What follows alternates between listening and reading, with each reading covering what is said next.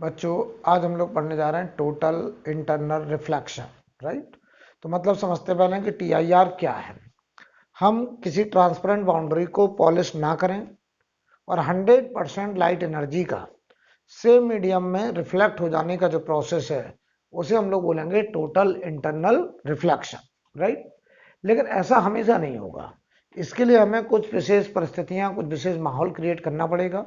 उसके लिए कुछ कंडीशंस हैं। तो पहला कंडीशन है कि लाइट रे डेंसर टू रेयरर जाना चाहिए। और दूसरी बात, angle of incidence should be greater then a particular angle, जिसे हम लोग बोलते हैं क्रिटिकल एंगल। राइट। तो पहले तो टीआईआर क्या है कि एक ट्रांसपेरेंट बाउंड्री को बगैर पॉलिश कराए 100% लाइट एनर्जी को रिफ्लेक्ट कराने का जो प्रोसेस है उसे बोलेंगे टीआईआर। लेकिन ऐसा कराने के लिए हमें मीडियम का सिलेक्शन करना पड़ेगा, डेंसर टू रेयरर, और angle of incidence critical angle से जब ज्यादा होगा तभी टोटल इंटरनल रिफ्लेक्शन होगा। तो जरा समझते हैं दोनों बातों का मतलब। मान लो हम आपसे कहें ये एक ट्रांसपेरेंट बाउंड्री है जो दो मीडियम को सेपरेट कर रहा है। ये एक ट्रांसपेरेंट बाउंड्री है जो दो मीडियम को सेपरेट कर रहा है। यहाँ का मीडियम है N1, यहाँ का मीडियम है N2। ये N1 जो है वो मान लो डेंसर है और ये N2 जो है मान लो वो रेयर मीडियम है। ठीक। अगर हम आपसे कहें कि हमारा लाइट N1 मीडियम में, डेंसर मीडियम में आई एंगल पे जाएगा, तो बताओ जरा, अगर ये इंसिडेंट लाइट आई एंगल पे गया तो बताओ 20% लाइट एनर्जी सेम मीडियम में बैक हो गई। ये होगा 20% रिफ्लेक्शन। 20% तो रिफ्लेक्शन हो जाएगा और 80% एनर्जी दूसरे मीडियम में ट्रांसमिट होती थी। लेकिन बताओ ये टुवर्ड्स नॉर्मल, अबे नॉर्मल, अबे नॉर्मल, ये एंगल होगा आर, और ये आर बताओ इस आई से बड़ा होगा क्योंकि ये मीडियम डेंसर है, ये मीडियम रेयरर है। अच्छा, इस पॉइंट पर अगर रिफ्रैक्शन हुआ तो ये बताओ 80% लाइट की एनर्जी दूसरे मीडियम में ट्रांसमिट हुई, 20% लाइट एनर्जी सेम मीडियम में बैक हुई, 80% दूसरे मीडियम में ट्रांसमिट हुई। हमारी कोशिश है कि हम ये 80% लाइट एनर्जी को भी सेम मीडियम में बैक कराना चाहते हैं। राइट। अच्छा बताओ, यहां पर स्नेल्स लॉ लगेगा। स्नेल्स लॉ क्या कहेगा? N1 sign I, N2 sign are. अब देखना जरा, N1 N2 फिक्स नंबर होंगे क्योंकि हमने मीडियम सिलेक्ट कर लिया कि ये मीडियम ग्लास है, ये मीडियम वाटर है, तो N1 N2 फिक्स। अगर N1 N2 फिक्स है तो अगर हम I को बढ़ाएंगे तो R भी बढ़ेगा। यानी अगर हम अपना एंगल ऑफ इंसिडेंस बढ़ाएं तो एंगल ऑफ रिफ्रैक्शन भी बढ़ेगा। तो ध्यान दो, हमने अपना एंगल ऑफ इंसिडेंस बढ़ाया और ये एंगल ऑफ इंसिडेंस हमने बढ़ा करके मान लो I1 कर दिया, और ये I1 इस I से ज्यादा है। हमने ये एंगल ऑफ इंसिडेंस I से बढ़ा करके कितना कर दिया? I1। और ये जो I1 एंगल है ये बताओ एंगल ऑफ इंसिडेंस I से ज्यादा। तो जरा बताइए, ये लाइट रे जाना चाह रहा था ऐसे, लेकिन बताओ अवे फ्रॉम नॉर्मल ऐसे जाएगा। इसका एंगल बताओ R1 इस I1 से बड़ा होगा और ये R1 इस R से भी बड़ा होगा। तो ये R1 पुराने वाले R से ज्यादा और ये R1 इस I1 से भी ज्यादा। तो बताओ, क्या हम अपना ये एंगल ऑफ इंसिडेंस बढ़ाते चले जाएं तो क्या ये एंगल ऑफ रिफ्रैक्शन बढ़ता चला जाएगा? यस। यानी बताओ, अगर हम ये एंगल ऑफ, अच्छा ये R1 ज्यादा है I1 से, तो अगर हम ये एंगल और थोड़ा बढ़ाएं तो क्या ये लाइट रे बाउंड्री पे आ जाएगी? तो जरा देखना, अगर हम अपने एंगल ऑफ इंसिडेंस को और बढ़ाए, हमने देखा कि ये लाइट रे बाउंड्री को रगड़ने लगी ऐसे। ये ग्रेजिंग रिफ्रैक्टेड रे, अभी भी रिफ्रैक्शन ही हुआ है और ये एंगल ऑफ रिफ्रैक्शन हो गया नॉर्मल से 90 डिग्री। और इस एंगल को हम लोग बोलने लगते हैं क्रिटिकल एंगल आईसी। इसे बोलने लगते हैं क्रिटिकल एंगल, क्रिटिकल एंगल, जिसे हम लोग बोल रहे हैं आईसी। यानी बताओ, और इस कंडीशन को हम लोग बोलेंगे क्रिटिकल कंडीशन। कौन सी कंडीशन बोलेंगे? Critical condition. और अब हमको समझ में आ रहा है कि अगर एंगल थोड़ा और बढ़ाए तो ये लाइट रे यहीं वापस आ जाएगी। तो जो 20% एनर्जी थी वो तो है ही है, जो 80% वाली थी वो भी वापस आ गई। तो बताओ 100% क्या हो जाएगा? रिफ्लेक्शन। बताओ हम बगैर पॉलिश करे अगर 100% रिफ्लेक्शन करा लें तो हम कहेंगे हमने TIR करा लिया। तो बताओ अभी क्या हुआ? रिफ्रैक्शन, लेकिन हम इसको बोलते हैं जस्ट TIR, जस्ट TIR कहेंगे। यानी जस्ट TIR की जो स्टेज है वो वास्तव में क्रिटिकल कंडीशन वाली स्टेट है। और क्रिटिकल कंडीशन वाली स्टेट क्या है कि अगर डेंसर मीडियम में लाइट IC एंगल पे जाएगा तो रेयरर मीडियम में लाइट नॉर्मल से 90 डिग्री एंगल पे बाहर निकलेगा, बाउंड्री को रगड़ते हुए जाएगा। और इस पॉइंट पर हम अभी भी लगाएंगे स्नेल्स लॉ। तो बताओ क्या लिखोगे? N denser N1 sine IC, n rarer N2 sine 90। तो यहां से देखो बेटा, साइन IC की वैल्यू ये हो गया N2 बाई N1, या हम चाहें तो इसको बोलते हैं n rarer upon n denser. तो sine IC will be equal to N2 by N1 n rarer upon n denser. ये आएगा हमारा साइन IC क्रिटिकल एंगल।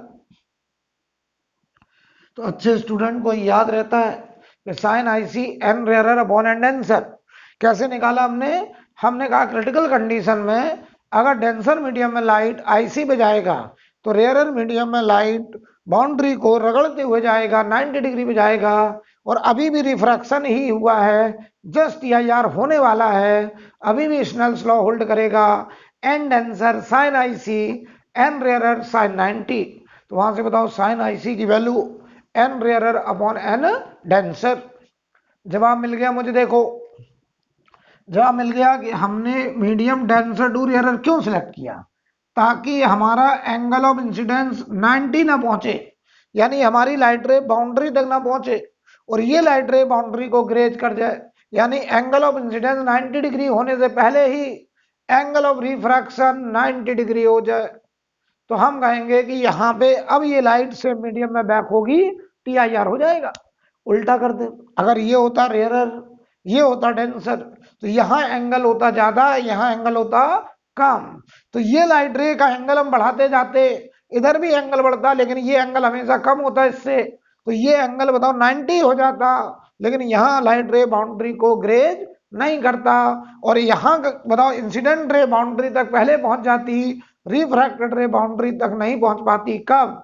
जब मीडियम होता रेयरर टू डेंसर। उस कंडीशन में हम कहते TIR की कोई संभावना नहीं होती।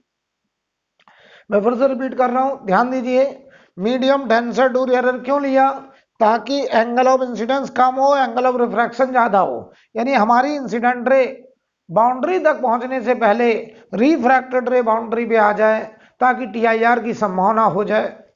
उल्टा करते हैं, ये रेयरर ये डेंसर, तो यहाँ एंगल बड़ा यहाँ एंगल छोटा होता, तो ये इंसिडेंट रे बाउंड्री तक पहुंच जाती, 90 एंगल हो जाता इंसिडेंस, एंगल ऑफ रिफ्रैक्शन 90 नहीं होता, रिफ्रैक्टेड रे बाउंड्री तक नहीं पहुंचती, TIR की कोई संभावना नहीं होती।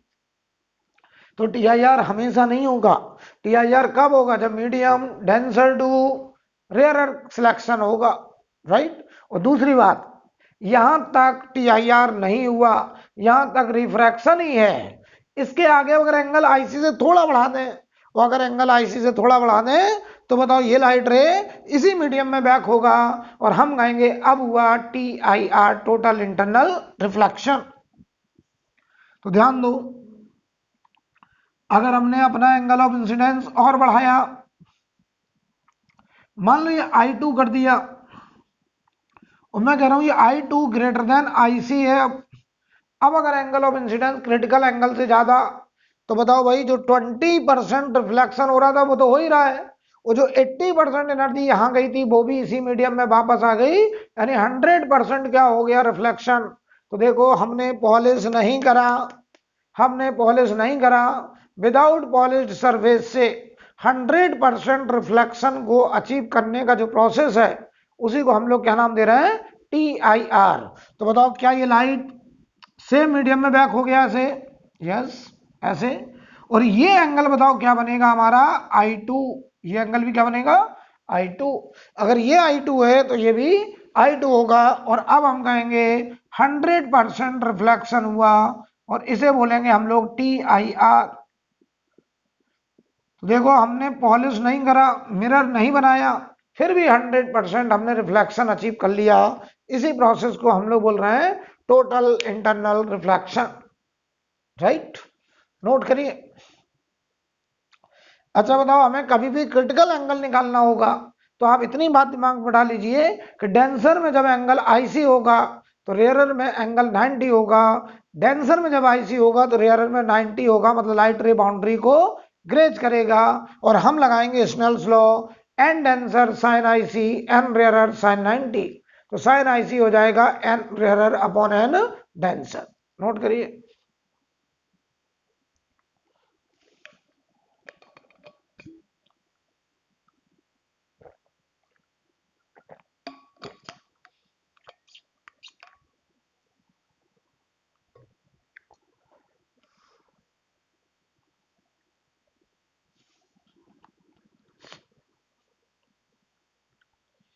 ठीक है, अब देखिए भाई,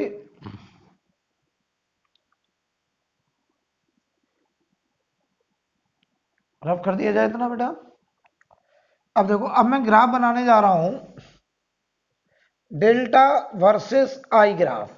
इसके लिए deviation versus angle of incidence graph में बनाने जा रहा हूं, ध्यान देना जरा।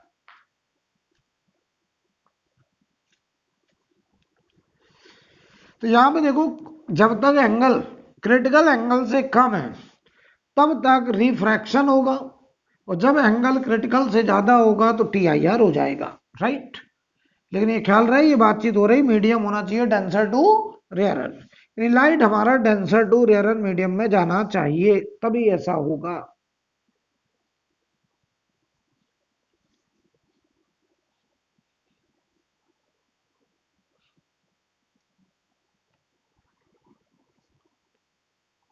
अब ध्यान देना, मैं तुमसे कहूं यहां पर हम इसके लिए डेल्टा वर्सेस आई ग्राफ बनाने जा रहे हैं। ये मान लो बाउंड्री थी, हम वाई एक्सिस पर डेल्टा दिखाना चाहते हैं, एक्स एक्सिस पर एंगल ऑफ इंसिडेंस दिखाना चाहते हैं, ठीक है। हमारे पास ये कोई इंसिडेंट रे, हम यहां ड्रॉ करेंगे नॉर्मल। अगर ये एंगल आई है, अभी मान लो आई लेस देन आई सी, तो ये लाइट रे बताओ अवे फ्रॉम नॉर्मल रिफ्रैक्शन करेगा और ये एंगल होगा आर। तो बताओ जो डेल्टा होगा वो डेल्टा होगा इतना। ये लाइट रे का ओरिजिनल पाथ था, वो इधर चला गया, इतना घूम गया डेल्टा, और ये डेल्टा होगा आर माइनस आई। लेकिन हम ग्राफ किसका बनाना चाहते हैं, डेल्टा का आई के साथ, तो हम आर को हटाएंगे इन टर्म ऑफ आई।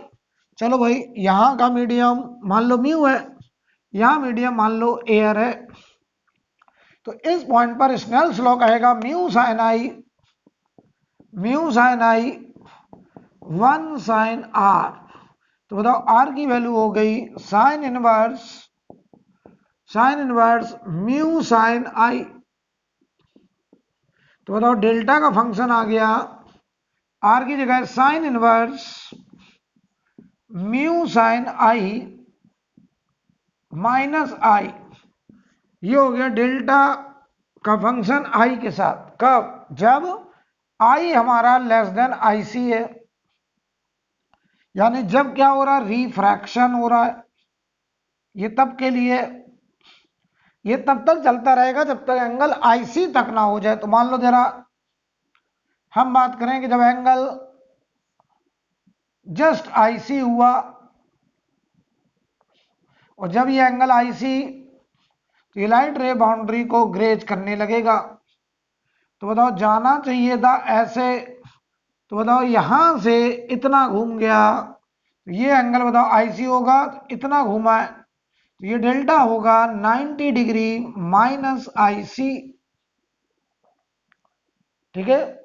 तो जरा देखना भाई, हम ग्राफ बनाने जा रहे हैं, ध्यान से देखना।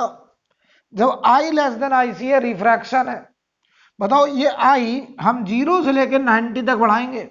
अभी हमने 0 से लेकर आईसी तक बढ़ा दिया, यानी I less than equal to IC तक ये फंक्शन है। तो जरा बताना अब हमको यहां पर, जब ये आई 0 होगा यानी ये लाइट रे एकदम ऐसे जा रही होगी, ऐसे, और जब ये लाइट रे ऐसे जा रही होगी तो बताओ आई 0, तो आर भी क्या होगा 0। तो क्या ये लाइट रे एकदम स्ट्रेट जाएगी? यस। और स्ट्रेट जाएगी तो डेविएशन देखो आई 0 आर 0 स्ट्रेट चली जाएगी तो डेल्टा 0। तो ये ग्राफ ऑरिजिन से शुरू होगा। बताओ रिफ्रैक्शन कब तक हुआ? जब तक हमारा एंगल 9 आईसी से कम रहा। ये फंक्शन है साइन इनवर्स। तो बताओ ये ग्राफ कुछ ऐसा आया, और ये कब तक के लिए हमने बनाया? जब तक एंगल आईसी तक हो गया तो ये डेल्टा की वैल्यू हो गई 90 डिग्री माइनस आईसी, और यहां से लेके यहां तक हुआ है रिफ्रैक्शन। रिफ्रैक्शन अब देखना, इसके आगे देखना बेटा, जैसे एंगल थोड़ा आईसी से बड़ा हुआ, मामूली आईसी से बड़ा हुआ, तो देखना ध्यान से, जैसे एंगल हमने आईसी से थोड़ा ज्यादा, मतलब लगभग आईसी ही समझो, आईसी प्लस, तो बताओ अब क्या हो जाएगा? T I are. ये लाइट रे ऐसे बैक होगी और ये एंगल भी होगा आईसी प्लस। तो जाना चाहिए था ऐसे, ये बताओ इतना घूमा तो ये पूरा 180 होगा, तो अब डेल्टा आया 180 डिग्री माइनस 2 आईसी। ये बात कर रहा हूं जब आई ग्रेटर आईसी है। तो बताओ अब जो फंक्शन आया वो 180 माइनस 2 आईसी। तो बताओ आईसी पे ही अचानक से देखो, आईसी पर डेविएशन ये है, आईसी से थोड़े एंगल, बड़े एंगल पर डेविएशन ये आ रहा है। तो बताओ ये डेविएशन इसका डबल है, तो इसी के तुरंत आगे ये ग्राफ जंप कर गया और डबल वैल्यू कर गया। कितना एंगल हो गया ये? 180 डिग्री माइनस 2 आईसी। ये हो गया 180 डिग्री माइनस 2 आईसी। इसके बाद देखना क्या होगा, इसके आगे हम एक फोटो और बनाएंगे कि जब हमारा आई, ये डेंसर है, हमारा जो आई है वो आईसी से बड़ा है और ये आई है, तो बताओ पूरा टी आई आर होगा तो ये एंगल भी आई होगा। ये बात मैं कर रहा हूं आई ग्रेटर देन आईसी के लिए। तो देखो जाना चाहिए था ऐसे, इतना घूमा है, डेल्टा बराबर 180 डिग्री माइनस 2 आई। तो देखो भाई, हम इसको दिखाना चाहते हैं वाई एक्सिस पर, आई को दिखाना चाहते हैं एक्स एक्सिस पर, तो ये लिखा है वाई बराबर एम एक्स प्लस सी स्ट्रेट लाइन। तो जैसे जैसे आई हमारा आईसी से बढ़ेगा ये डेविएशन होगा, स्ट्रेट लाइन में ये डेल्टा घट रहा है। तो ये ग्राफ अचानक से यहां डिस्कंटिन्यूअस जंप करेगा और फिर स्ट्रेट लाइन में घटेगा। और जब बताओ आई 90 हो जाए, तो आई को जरा 90 रखो, हम अपना एंगल यहां से बढ़ाते बढ़ाते 90 तक ले जा सकते हैं। आई जब 90 तो डेल्टा हो जाएगा 0। तो ये देखो जरा, ये आई जब यहां पे आई हमारा 90 हो गया तो डेल्टा देखो 0 हो गया। ये डेल्टा वर्सेस आई ग्राफ, ध्यान देना यहां पे ये ग्राफ डिसकंटिन्यूअस आ रहा है। और ये ग्राफ बताओ कब के लिए है? जब हो गया T I are, total internal reflection. Right, note करिए, नोट करो बेटा।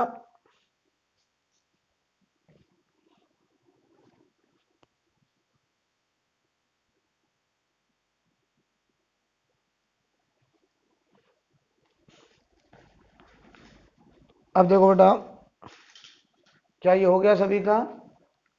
आगे बढ़ते हैं।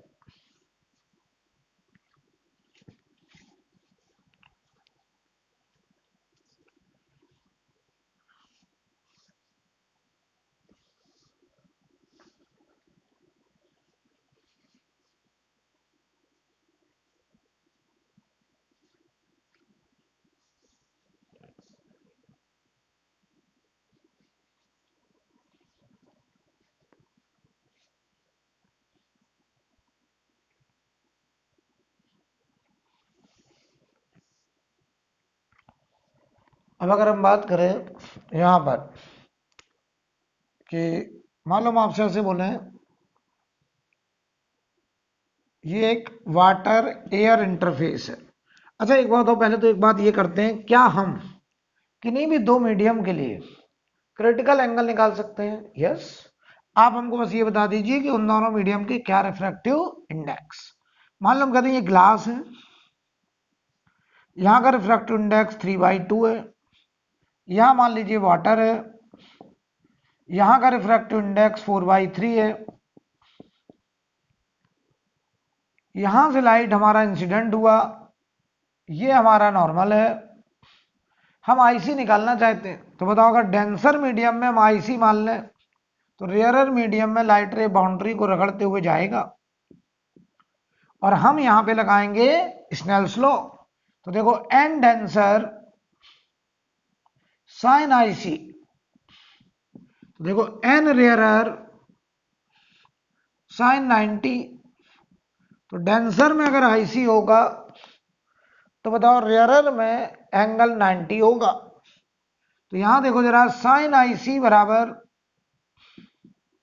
तो ये बनेगा एन रेयरर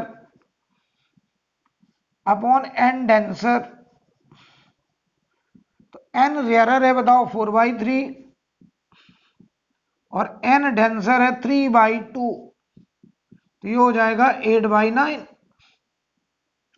तो यहां से बताओ क्रिटिकल एंगल की वैल्यू होगी साइन इनवर्स 8/9, ये आ जाएगा हमारा आईसी। नोट कर लीजिए।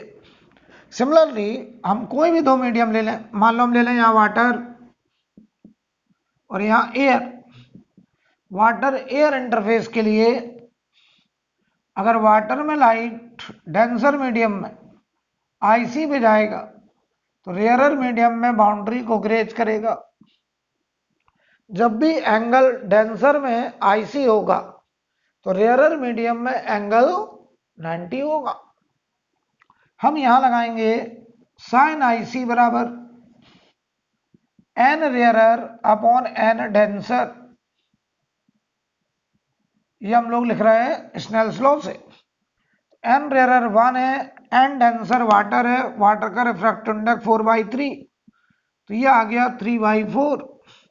तो i c critical angle sine inverse 3/4 हो जाएगा, ये हमारा आंसर।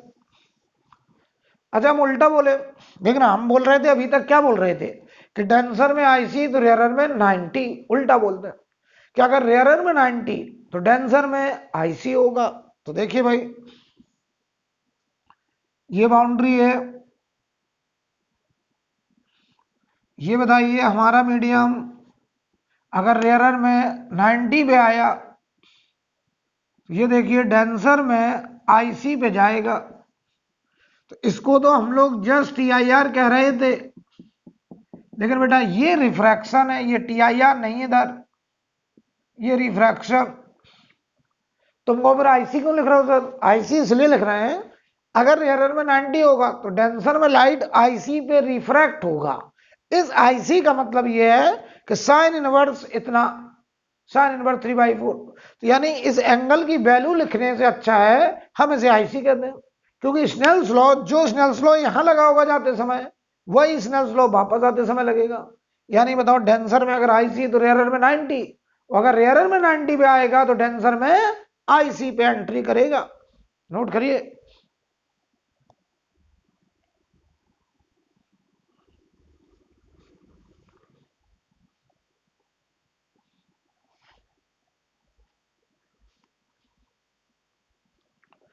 ठीक है, आप समझे जरा।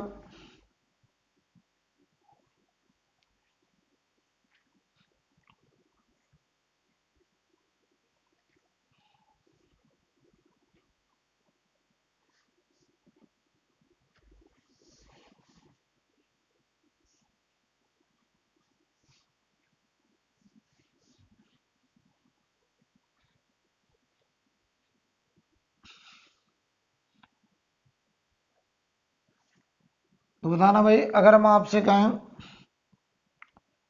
ये वाटर एयर का इंटरफेस है, यहां मान लो वाटर है, एन डब्ल्यू 4/3, यहां मान लो एयर है, यहां का रिफ्रैक्टिव इंडेक्स 1 है, यहां का रिफ्रैक्टिव इंडेक्स 1 है, ठीक।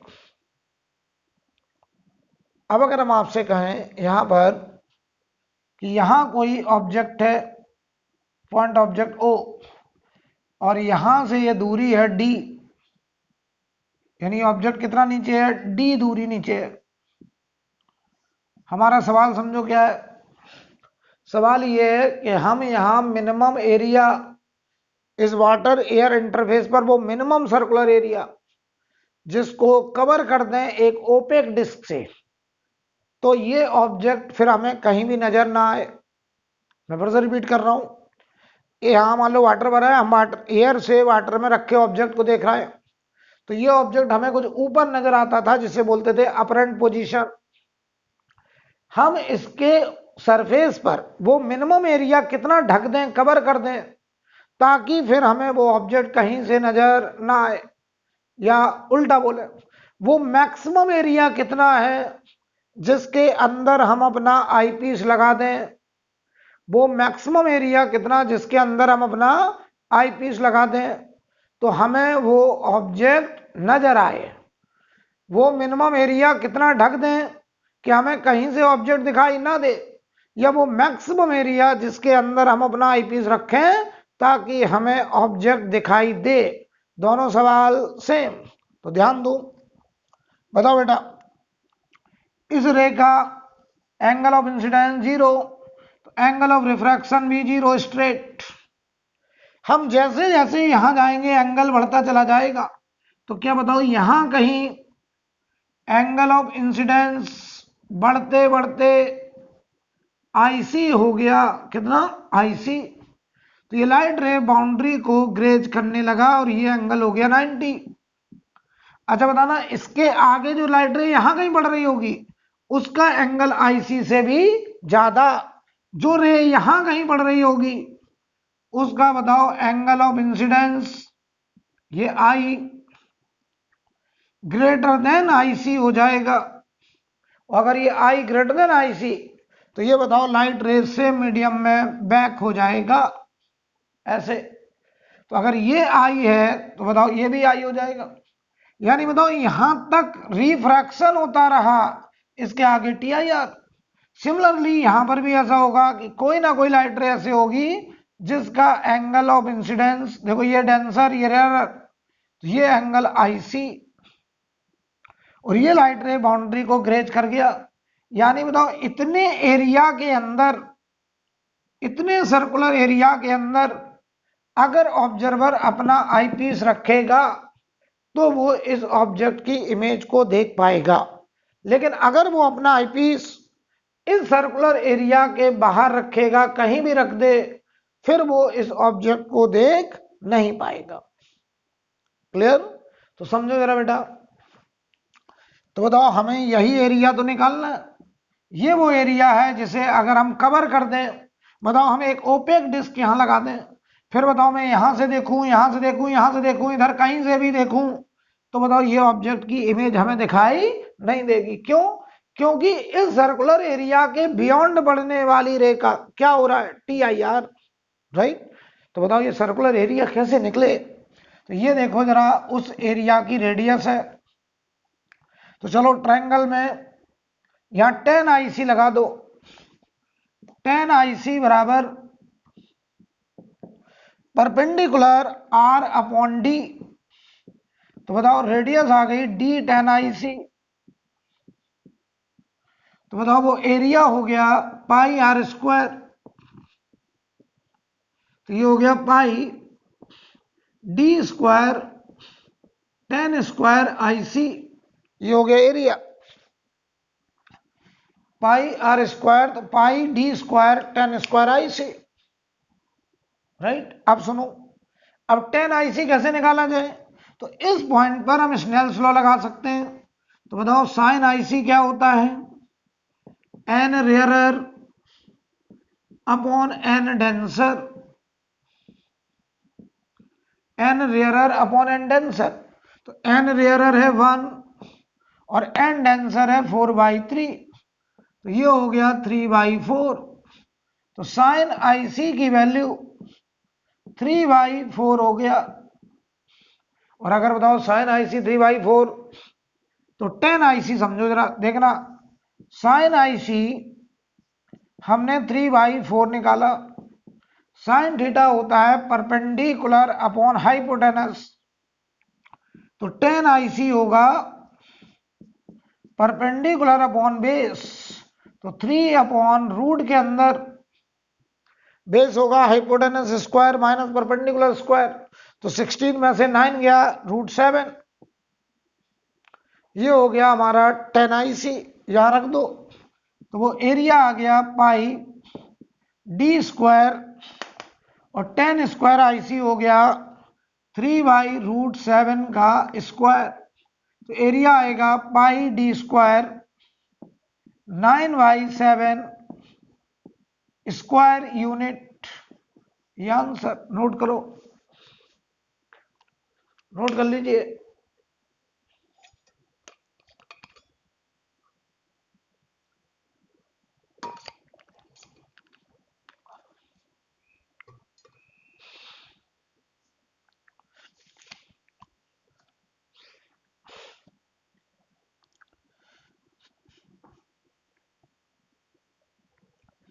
ठीक है, आगे बढ़ा जाए। चलिए देखिए,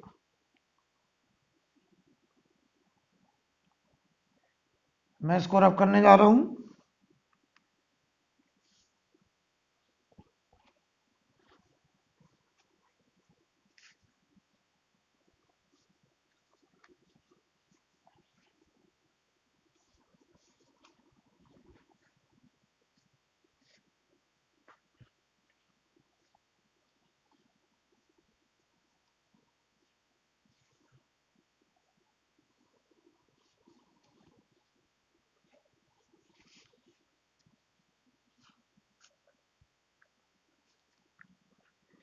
अब देखिएगा भाई,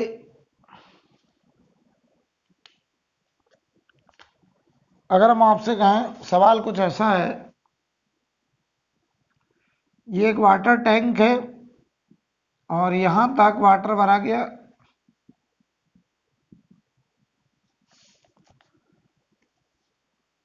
यहां पर कोई प्रिज्म है जिसका ये एंगल है थीटा, और इस प्रिज्म का नाम है ABC, और कोई लाइट रे इस AB सरफेस पर नॉर्मली इंसिडेंट हो रहा है। कैसा? Normally.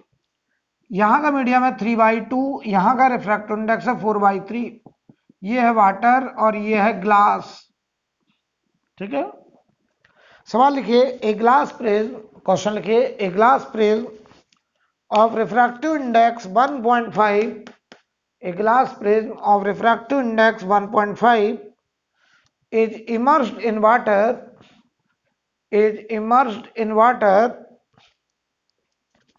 of refractive index 4/3, is immersed in water of refractive index 4/3। आगे लिखें a light ray, full stop वाले किया आगे, a light ray incident normally, a light ray incident normally on face AB, a light ray incident normally on face AB is totally reflected, is totally reflected, is totally reflected at face AC, is totally reflected at face AC, is totally reflected at face AC। तो AC face पर totally reflect हो रहा है, totally reflected at face AC। If अब वो condition निकालनी, if, तो ध्यान दीजिए थीटा पे हमें कंडीशन निकालनी, तो ध्यान देना अगर ये लाइट नॉर्मली आया है तो यहां देखो I0, क्योंकि ये नॉर्मल के अलोंग आया है, तो बताओ नॉर्मल से ही तो एंगल मेजर करते हैं, तो I0, तो R0 ये स्ट्रेट चला गया ऐसे, यहां नॉर्मल ड्रॉ करेंगे ऐसे, ये थीटा, ये 90, ये 90 माइनस थीटा, तो ये थीटा। ये बताओ नॉर्मल से एंगल ऑफ इंसिडेंस थीटा आ गया। अब सवाल में कह रहे हैं कि यहाँ पे टोटली रिफ्लेक्शन, यानी इस पॉइंट पर बताओ लाइट को बाहर निकलना कि अंदर ही लौटना है। तो अंदर ही लौटना है। सवाल पढ़ लीजिए, टोटली रिफ्लेक्शन यानी इस पॉइंट पर होने जा रहा है टी आई आर। क्या होने जा रहा है? T I R. तो अगर टी आई आर होना तो this theta should be greater than I C. तो थीटा अगर टी आई आर होना है, अगर बताओ टी आई आर होना है तो theta should be greater than I C. और अगर बताओ थीटा को आई सी से बड़ा होना है तो हम दोनों तरफ साइन ले लें। Sine theta should be greater than sine I C. तो बताओ sine theta should be greater than n rarer upon n denser.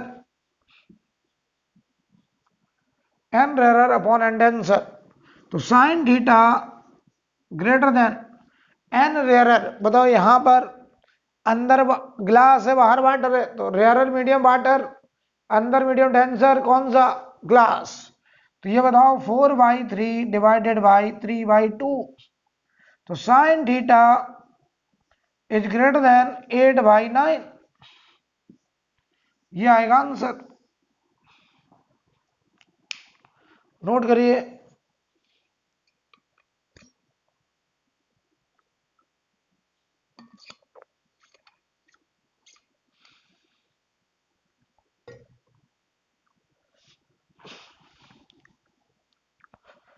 इसे नोट करिए।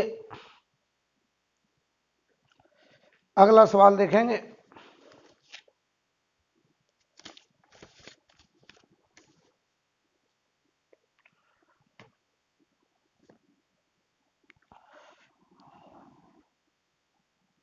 हटा दें इसको। अब देखिए भाई अगला सवाल।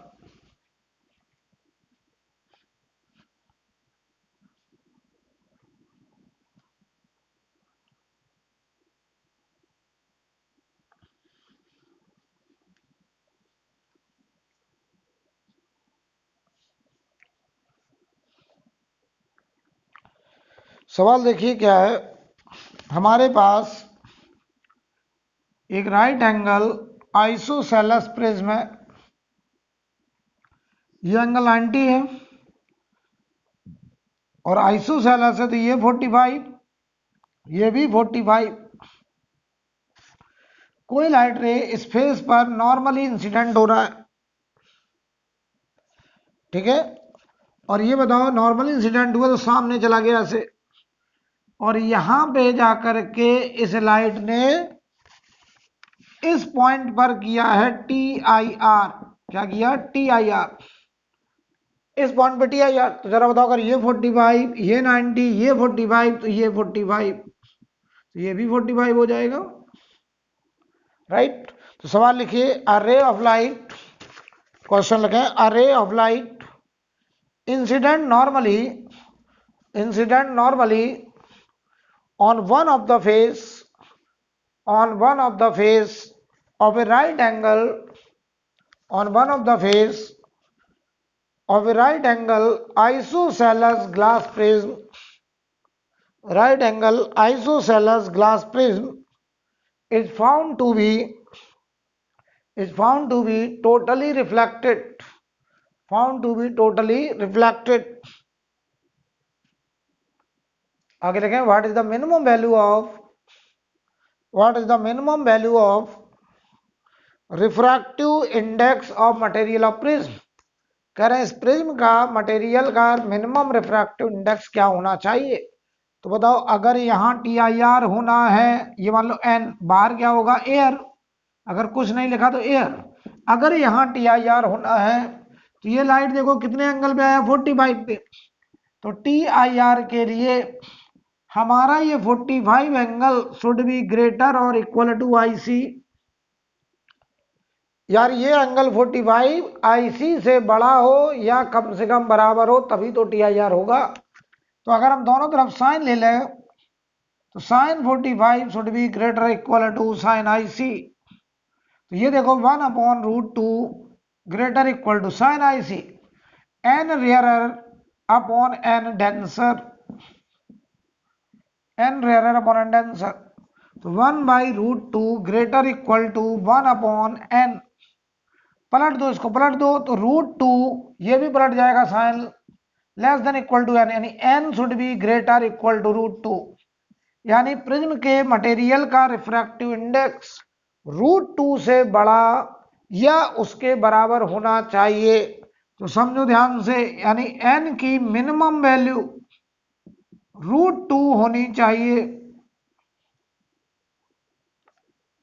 एन की मिनिमम वैल्यू √2 होनी चाहिए, नोट कर लीजिए।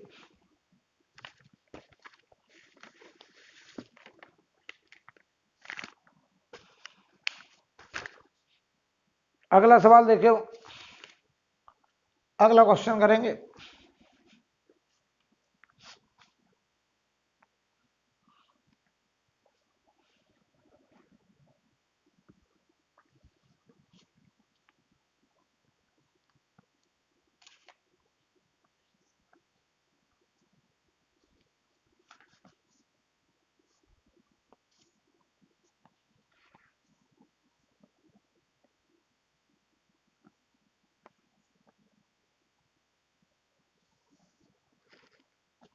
समझिए जरा, सवाल कुछ ऐसा है, यहां पर ग्लास है,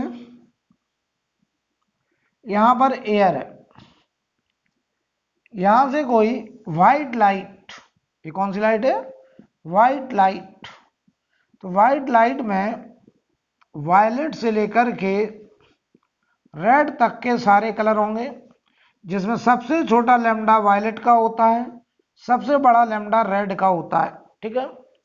तो जब हमने व्हाइट लाइट यानी वायलेट से लेकर रेड तक के कलर को एक पेंसिल के फॉर्म में भेजा ऐसे, तो यहां पे जब नॉर्मल ड्रॉ किया तो इस एंगल पे हमने सबको भेजा, मान लो वो एंगल है हमारा थीटा। तो हम देख रहे हैं कि जो ग्रीन कलर है वो बाउंड्री को रगड़ के जाने लगा, कौन सा कलर, ग्रीन कलर बाउंड्री को रगड़ के जाने लगा, ग्रीन कलर बाउंड्री को रगड़ रहा है। तो सवाल लिखें, a beam of white light, a beam of white light is incident on glass air interface, is incident on glass air interface from glass to air, from glass to air, such that green light, such that green light just suffer total internal reflection, such that green light just suffer total internal reflection। आगे लिखें, the colour of the light, the color of the light which will come out to air, the color of light which will come out to air, कह रहे हैं वो कौन से colour होंगे जो एयर में बाहर यहां निकल जाएंगे, हमें ये पूछ रहे हैं, कह रहे हैं वो कौन से कलर होंगे जो एयर में बाहर आ जाएंगे। यहां पर सवाल समझ लो अच्छे से, तो बेटा हम वो कलर निकालना चाहते हैं जो एयर में बाहर आएंगे। तो ध्यान देना, सवाल में हम आपको पहले बता दें कॉचीज फार्मूला, कॉचीज फार्मूला ये कहता है कि कोई भी मीडियम का रिफ्रैक्टिव इंडेक्स, जैसे ये ग्लास है तो इस ग्लास का रिफ्रैक्टिव इंडेक्स वायलेट के लिए अलग होगा, इंडिगो के लिए अलग होगा, ब्लू के लिए अलग होगा, रेड के लिए अलग होगा, यानी अलग अलग लैम्डा की लाइट के लिए वही मीडियम अलग अलग रिफ्रैक्टिव इंडेक्स शो करता है। तो बताओ वो रिलेशन है म्यू बराबर A plus B by lambda square, जहां पर ए और बी कोई कांस्टेंट है। तो बताओ जिस कलर का लैम्डा कम उसके लिए म्यू ज्यादा और उसके लिए मीडियम सबसे ज्यादा डेंसर। अब ध्यान देना, साइन आईसी क्या होगा, sine IC n rarer upon n denser, या ऐसे बोलते mu rarer upon mu denser.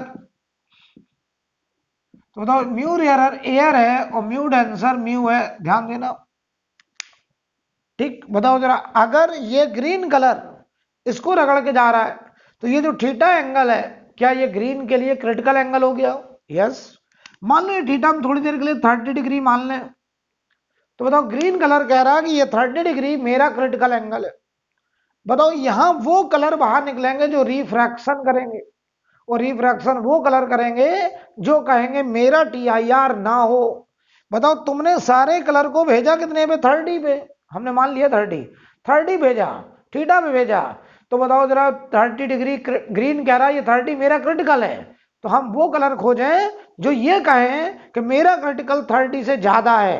मान लो वो कलर कह रहा मेरा क्रिटिकल 35 डिग्री है, तो बताओ जिसका क्रिटिकल एंगल 35 या 40 है, तुमने उनको भी 30 पे भेज दिया। उसका क्रिटिकल है 40, वो कह रहा हम 40 के पहले TIR नहीं करेंगे, तुमने भेजा 30 पे, तो बताओ उनका हो जाएगा रिफ्रैक्शन और वो बाहर चले जाएंगे और हमें वही कलर चाहिए हैं। यानी सवाल देखो कहां पे अटक गया। हम ये पता करें कि वो कौन से कलर हैं जिनका क्रिटिकल एंगल ग्रीन के क्रिटिकल एंगल मतलब 30 डिग्री से ज्यादा, जिनका क्रिटिकल एंगल 30 से ज्यादा, तुमने उनको भी भेजा 30 पे, वो TIR नहीं करेंगे। तो सुनो ध्यान से, जिनका लैम्डा ग्रीन के लैम्डा से ज्यादा, लैम्डा ग्रीन से ज्यादा, उनके लिए रिफ्रैक्टिव इंडेक्स ग्रीन के लिए रिफ्रैक्टिव इंडेक्स से कम। तो यहां जिनका म्यू कम और जिनका म्यू कम उनका IC ज्यादा। तो ध्यान दीजिए, जिनका म्यू ग्रीन, जिनका लैम्डा ग्रीन के लैम्डा ज्यादा, उनके लिए वही मीडियम का रिफ्रैक्टिव इंडेक्स ग्रीन के रिफ्रैक्टिव इंडेक्स से कम। तो उनका IC, उनका critical angle greater than critical of green, यानी उनका IC ग्रेटर देन थीटा। बताओ ग्रीन का क्रिटिकल एंगल कितना है? थीटा। तो बताओ ये कलर कह रहा है कि मेरा क्रिटिकल है 30 थीटा से ज्यादा। वो अगर इनका क्रिटिकल थीटा से ज्यादा, तो ये कलर बताओ बाहर निकल जाएंगे, रिफ्रैक्शन करेंगे। तो बताओ वो कौन से कलर हैं जिनका लैम्डा ग्रीन के लैम्डा से ज्यादा। यानी बताओ ये वाले कलर येलो ऑरेंज रेड, ये करेंगे रिफ्रैक्शन और ये करेंगे TIR, और ये ग्रीन कर रहा है जस्ट TIR। बढ़िया सवाल। मैं फिर से रिपीट कर रहा हूं, ग्रीन कलर का क्रिटिकल एंगल है थीटा। तो हमने कहा वो कलर जिनका लैम्डा ग्रीन से बड़ा है, तो बताओ वो है येलो ऑरेंज रेड, क्योंकि लैम्डा का ये ऑर्डर है। तो बताओ जिनका लैम्डा ग्रीन से बड़ा, उनके लिए रिफ्रैक्टिव इंडेक्स कम, उनका क्रिटिकल एंगल ग्रीन के क्रिटिकल से बड़ा। तो ग्रीन कह रहा मेरा क्रिटिकल अगर थीटा है, तो ये कह रहा है, वो येलो ऑरेंज रेड कह रहे हैं कि मेरा क्रिटिकल तो तुम्हारे क्रिटिकल से बड़ा है। तुमने भेजा येलो ऑरेंज रेड को थीटा पे है, लेकिन येलो ऑरेंज रेड कह रहा है कि मैं इस पे TIR नहीं करूंगा क्योंकि मेरा क्रिटिकल एंगल तो इससे बड़ा है। तो बताओ वो रिफ्रैक्शन करके बाहर चले जाएंगे। तो बाहर निकलने वाले कलर कौन से होंगे? Yellow orange red. TIR कौन करेगा? Violet indigo blue. और ग्रीन हमारा बाउंड्री को ग्रेज। नोट करिए।